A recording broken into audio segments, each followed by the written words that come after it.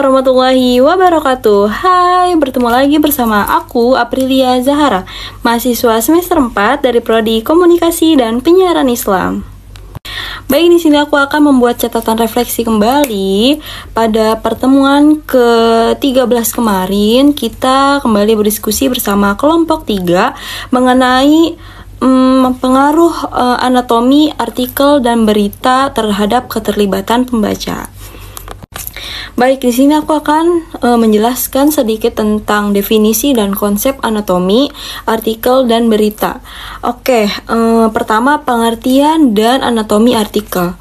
Artikel ilmiah adalah suatu tulisan yang berisi kumpulan ide, gagasan, dan hasil pemikiran dari seseorang ataupun kelompok setelah melalui proses penelitian, pengamatan, dan kajian serta evaluasi ke dalam suatu bentuk laporan tertulis sesuai dengan sistematikanya, metodenya, dan kaidah yang telah disepakati oleh bersama, sehingga isinya dapat dipertanggungjawabkan secara ilmiah dan dapat diuji kebenarannya untuk selanjutnya dipublikasikan pada jurnal ilmiah nasional maupun internasional. Oke, pada artikel ini memiliki struktur sendiri. Nah, struktur artikel ini terdiri dari 3 bagian. Yang pertama ada pernyataan pendapat atau tesis, argumentasi, dan pernyataan ulang ataupun reiterasi. Dalam setiap laporan penelitian, judul, abstrak, kata kunci, pendahuluan, metode penelitian, hasil penelitian, pembahasan, kesimpulan, dan daftar pustakanya. Oke, dalam menulis artikel terdapat beberapa struktur, yaitu seperti pertama judul artikel. Judul artikel ini harus serupa dengan judul penelitiannya. Nah, di bawah judul ada nama penulis tanpa gelar dan lembaga tempat bertugaskan tersebut. Nah, yang kedua itu ada abstrak yang mencakup dasar masalah, metodologi penelitian, hasil, dan kesimpulan. Abstrak tidak boleh mencakup lebih dari 200 kata. Untuk beberapa majalah, abstrak harus ditulis dalam bahasa Inggris selain bahasa Indonesia ya. Nah, yang ketiga ada kata kunci. Kata kunci di sini mencakup beberapa kata kunci yang relevan dengan isi artikelnya. Nah, kata kunci biasanya diletakkan di bawah abstrak dan ditulis dalam bahasa yang sama. Nah, yang keempat yaitu ada pendahuluan. Pendahuluan ini mencakup latar belakang masalah dan alasan mengapa. Nah, selanjutnya yaitu ada pendahuluan. Pendahuluan di sini mencakup latar belakang dan perumusan masalah serta tujuan penelitian dan tinjauan literatur pentingnya. Nah, selanjutnya yaitu ada metodologi penelitian, yang dimana di sini mencakup penjelasan tentang bagaimana sih penelitian dilakukan. Nah, mencakup subjek, populasi, dan sampel, metode pengumpulan data, dan metode analisis data. Nah, yang selanjutnya ada pembahasan dan hasil penelitian. Nah, ini mencakup uraian tentang temuan penelitian dan penjelasan ilmiah tentang literatur yang digunakan untuk memecahkan masalah. Selain itu, hasil penelitian juga dibahas dengan membandingkan hasil penelitian yang lain ya.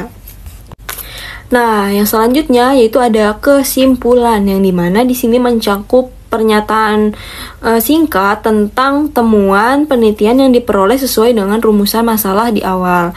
Nah, yang selanjutnya mungkin ada daftar pustaka, yang dimana daftar pustaka ini tidak harus sama dengan literatur yang digunakan dalam laporan penelitian. Nah, jika tadi kita membahas seputar artikel, mari kita membahas tentang pengertian dan anatominya berita. Nah, dalam Kamus Besar Bahasa Indonesia, berita adalah cerita atau keterangan mengenai kejadian atau peristiwa yang hangat, kabar, laporan, pemberitahuan, dan pengumuman. Nah, adapun di dalam berita ini ada strukturnya terbagi dari beberapa bagian. Nah, yang pertama itu ada headline, yang dimana di sini adalah bagian pertama yang dibaca pembaca dan dapat memainkan peran penting dalam menarik perhatian mereka. Nah, yang kedua di sini ada subheadline, yang dimana bagian kedua ini yang dibaca si pembaca dan dapat memberikan lebih banyak konteks tentang topik berita yang diberikan. Nah, setelah itu ada body berita yang dimana di sini itu tempat untuk informasi utama yang disampaikan. Nah, pada bagian body berita ini harus ditulis dengan gaya yang jelas, ringkas, dan menarik, dan harus mencakup semua detail penting yang pembaca butuhkan untuk memahami topik. Oke, selanjutnya itu ada conclusion yang dimana bagian terakhir dari artikel ataupun berita dan dapat membantu menarik pembaca dengan memberikan ringkasan poin-poin utama dan memberikan pemikiran akhir. Nah, selanjutnya mungkin kita pembahasan tentang proses pembuatan berita dan artikel, yang dimana yang kita ketahui berita dan artikel ini merupakan suatu cara untuk menyebarkan informasi kepada khalayak yang luas ya. Nah, selain informatif dan kreatif, ada beberapa tahapan, yakni ada 3 tahapan sebelum kita proses pembuatan berita dan ataupun artikel. Yang pertama ada riset, kedua ada penulisan, dan yang ketiga ada penyuntingan. Nah, apa itu riset? Yang kita ketahui, riset adalah suatu proses suatu proses sistematis untuk mengumpulkan, menganalisis, dan mengintervensi data guna menjawab pertanyaan atau memecahkan masalah. Nah, ada beberapa macam untuk meriset gitu ya. Yang pertama itu ada survei, eksperimen, grounded, dan mix penelitian kuantitatif dan kualitatif. Nah, yang selanjutnya ini ada penyuntingan, yang dimana pada tahap penyuntingan ini adalah untuk menyiapkan naskah atau tulisan yang sudah dibuat untuk disiap cetakan atau siap terbit dengan memperhatikan sistematika penyajian, isi, dan bahasa menyangkut ejaan, diksi, serta struktur format. Nah, adapun etika penulisan artikel dan berita. Nah, ini bertujuan untuk menjaga kepercayaan publik terhadap media. Nah, ini ada beberapa etika. Yang pertama itu ada berbasis fakta.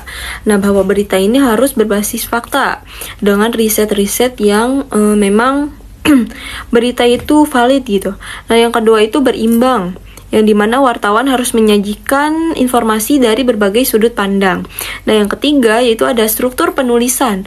Dalam penulis berita ataupun artikel, kita harus memenuhi unsur 5W1H dan menggunakan pendekatan piramida terbalik agar informasi utama disampaikan awal. Tujuan ini untuk menerapkan menjalin validitas hasil penelitian dan informasi, melindungi hak intelektualitas penulis, menjaga penyesatan publik juga, serta menjaga reputasi keilmuan dan integritas jurnalistik. Faktor pengaruh keterlibatan pembaca, yang dimana ini adalah indikator yang penting dalam menilai efektivitas artikel di media digital. Tak hanya jumlah klik, keberhasilan konten juga ditentukan oleh kemampuan membangkitkan emosi, respon aktif, dan interaksi pembaca.